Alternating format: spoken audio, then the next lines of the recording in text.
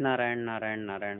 श्रीमद् भागवत कथा के 9वें स्कंध में आज श्रवण करेंगे माँ गंगा अवतरण की कथा। सच्चिदानंद रूपाय विश्वोत्पत्त्यादि हेतवे तापत्रय विनाशाय श्री कृष्णाय वयम नमः। बोलिए बाल कृष्ण लाल की जय। गंगा अवतरण की कथा। राजा सगर ने अश्वमेध यज्ञ किया है। यज्ञ का घोड़ा इंद्र उठा करके ले गए। पाताल में कपिल महामुनि के आश्रम में वह घोड़ा रखा है। राजा सगर के पुत्र घोड़े को खोजने के लिए निकले हैं। कपिल देव के आश्रम में वह घोड़ा मिला। कपिल महामुनि को चोर समझा और मारने के लिए दौड़े हैं। कपिल महामुनि ने आंखें खोली हैं। आंख से तेज निकला है। तेज सहन नहीं हुआ, सब जल गए हैं। तब राजा सगर ने अपने पौत्र अंशुमान को भेजा है। अंशुमान कपिल देव की स्तुति करता है। कपिल देव ने कहा, तुम्हारे दादा के यज्ञ का घोड़ा इंद्रदेव ने मेरे आश्रम में रखा। तुम्हारे पितर मुझे मारने के लिए आए। मेरा तेज सहन नहीं हुआ, जल गए हैं। श्री गंगा मैया अगर आए तो इनका उद्धार हो सकता है, दूसरा कोई उपाय नहीं है। अंशुमान घोड़ा लेकर के घर गया है। यज्ञ परिपूर्ण किया है। गंगा जी का दर्शन हो। गंगा जी के लिए अंशुमान ने बहुत तपश्चर्या की, परंतु श्री गंगा जी का दर्शन नहीं हुआ। अंशुमान का पुत्र दिलीप हुए हैं। दिलीप राजा ने भी बहुत वर्षों तक तपस्या की, परंतु गंगा जी का दर्शन नहीं हुआ। दिलीप जी के पुत्र भगीरथ हुए हैं। तीनों पुरुषों का पुण्य एक हो गया। श्री गंगा माँ का दर्शन हुआ। गंगा जी ने कहा, मेरा वेग पृथ्वी को सहन नहीं होगा, पृथ्वी रसातल में डूब जाएगी। मुझे मस्तक में कोई धारण करे तो मैं आऊंगी। भगवान शंकर की प्रार्थना की है। गंगोत्री में भगवान शंकर खड़े हैं।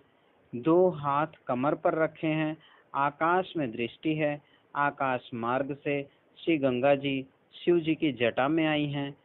वह दिन था वैशाख मास शुक्ल पक्ष की सप्तमी तिथि, जिस दिन गंगा जी शिव जी की जटा में आई थी। उस दिन आज भी गंगा सप्तमी मनाई जाती है। गंगा अवतरण वैशाख शुक्ला सप्तमी के दिन हुआ है। वैशाख शुक्ला सप्तमी के दिन शिव जी की जटाओं में गंगा माँ आई हैं।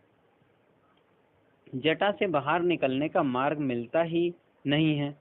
राजा भगीरथ ने प्रार्थना की है। भगवान से शंकर ने कहा, गर्मी बहुत होती है, अब मस्तक में ठंडक है, बहुत अच्छा है। भगीरथ ने कहा, महाराज आपके लिए यह सब प्रयत्न किया है, पितरों का उद्धार करना है। 1 महीने तक गंगा जी शिव जी की जटा में रही हैं। वैशाख शुक्ला सप्तमी के दिन गंगा मैया शिव जी की जटा में आई हैं। ज्येष्ठ मास शुक्ल पक्ष 10वीं तिथि, जिस दिन गंगा दशहरा मनाते हैं, उस दिन जटा से शिव जी ने गंगा जी को बाहर निकलने का मार्ग दिया है। अनेक देशों को पवित्र करती हुई गंगा माँ पाताल में गई हैं। वहाँ राजा सगर के पुत्र जल करके भस्म हुए थे। भस्म की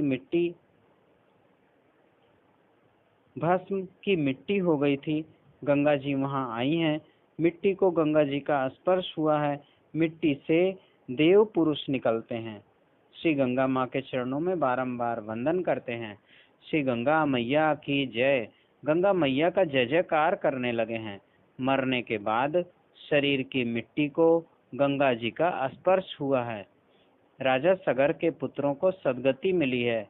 मरने से प्रथम जो गंगा जी में स्नान करता है, गंगा जी को वंदन करता है, गंगा जी की जो प्रेम से पूजा करता है, उसको सद्गति मिले तो क्या आश्चर्य है।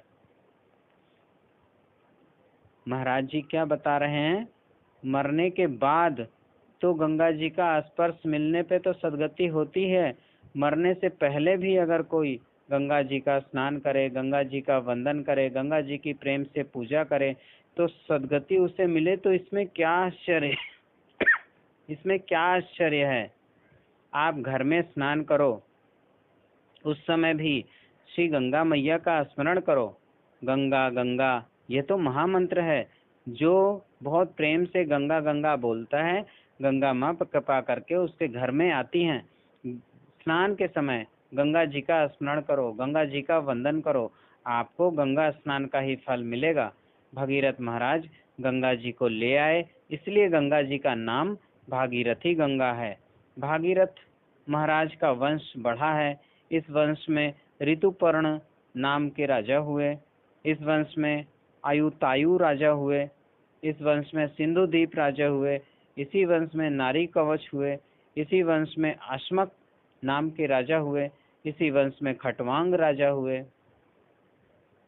खटवांगाद दीर्घ बाहुष्य रघुस्तस्मात् पृथुश्रवाः अजस्ततो महाराज अस्त अस्माद दशरथो भवत। खटवांग राजा के वंश में दिलीप राजा हुए हैं। चक्रवर्ती सार्वभौम राजा दिलीप ने एक गाय माता का रक्षण करने के लिए सिंह को अपना शरीर दे दिया था कि मुझे मार डाल, मुझे खा ले, पर गाय माता को छोड़ दे। एक गाय माता का रक्षण करने के लिए सिंह को अपना शरीर भोग दे दिया था। गाय माता ने आशीर्वाद दिया है। राजा दिलीप के यहाँ जो बालक हुआ है उसका नाम रघु है।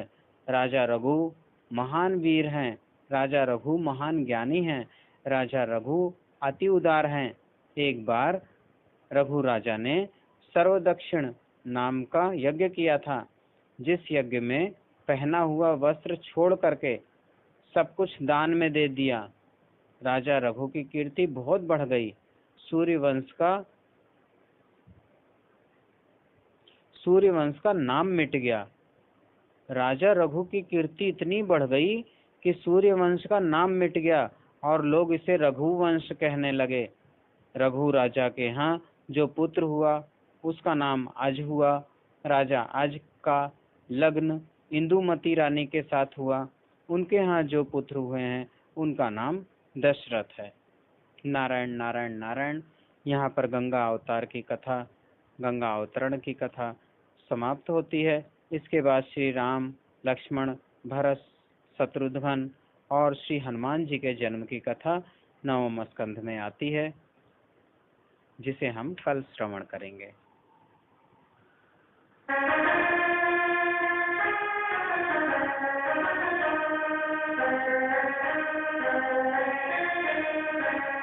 भागवत भगवान की है आरती, पापियों को पाप से है तारती। श्री भागवत भगवान की है आरती, पापियों को पाप से है तारती। ये अमर ग्रंथ, ये मुक्त पंथ, ये पंचम निर्मल वाला, नौ ज्योति जगाने वाला श्री राम ही। हरि नामे ही हरि धामे ही, हरि नामे ही हरि धामे ही, जगमंगल की है आरती। पापियों को पाप से है तारती। ये शांति गीत पावन पुनीत, पापों को मिटाने वाला, हरि दरस कराने वाला है। सुख करनी है दुख हरनी, है सुख करनी है दुख हरनी, मधुसूदन की है आरती। पापियों को पाप से है तारती। ये मधुर बोल जब कंद खोल, सन्मार्ग बताने वाला, बिगड़ी को बनाने वाला श्री राम यही घनश्याम यही, श्री राम यही घनश्याम यही, सबके महिमा की आरती।